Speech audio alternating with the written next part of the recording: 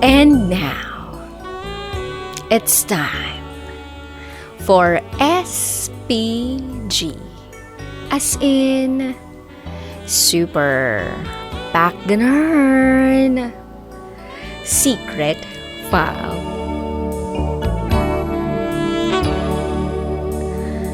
Natiis ang matinding amoy habang nag-LP-LP.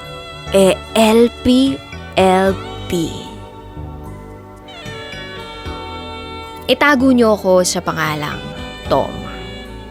At ito, ang SPG. As in Super Pack Ganun, Secret File na pangmalupitan.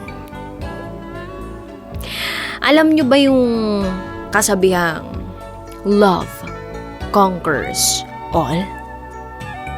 Ganito kasi yun. Magkaklase na kami nun sa linear algebra. Kaya medyo kumulo yung tiyan ko nung naisip ko yung muka nung prof namin. Nung una, ayoko pang ilabas yung package ko since naisip ko naman na baka kayanin ko pa. Ilang beses na rin naman akong praktisadong magpigil. Para bang I was born for this.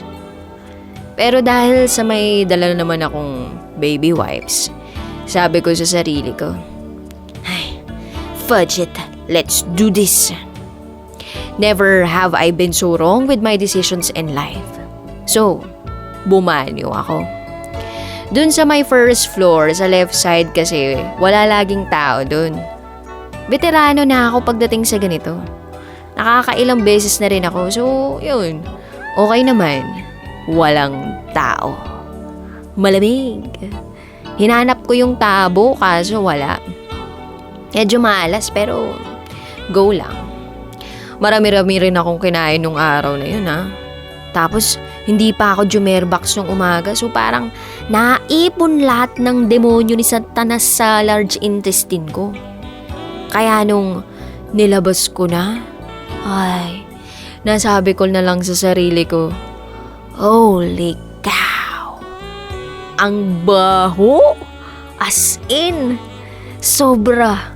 Siguro, amoy na amoy sa buong banyo. Woohoo!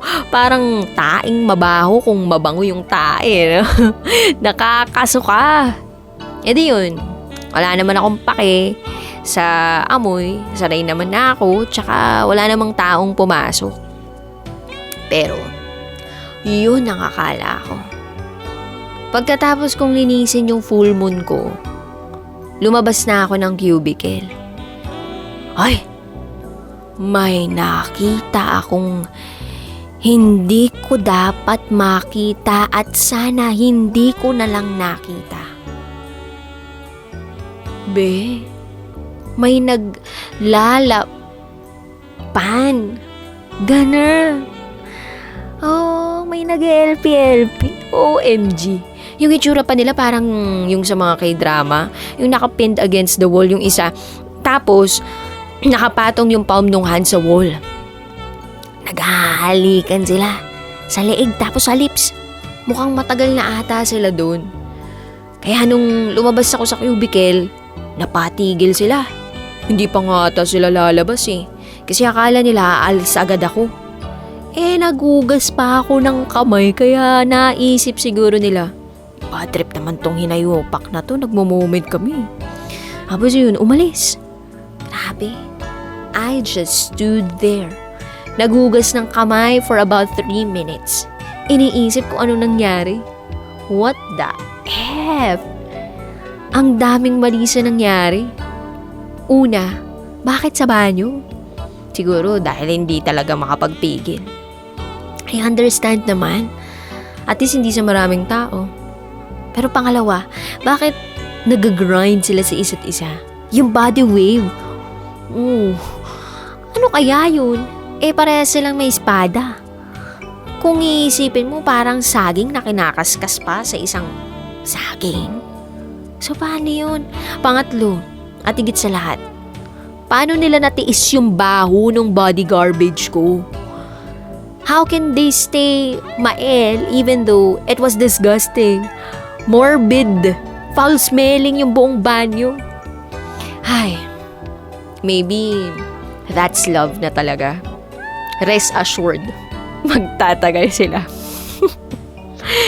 Kasi kung kinaya nilang tiisin yung amoy ng tae ko habang nag-LP-LP, I'm sure kahit ano pang problema sa buhay nila, mas kakayanin nila. Kaya nga, therefore, I conclude, love conquers all.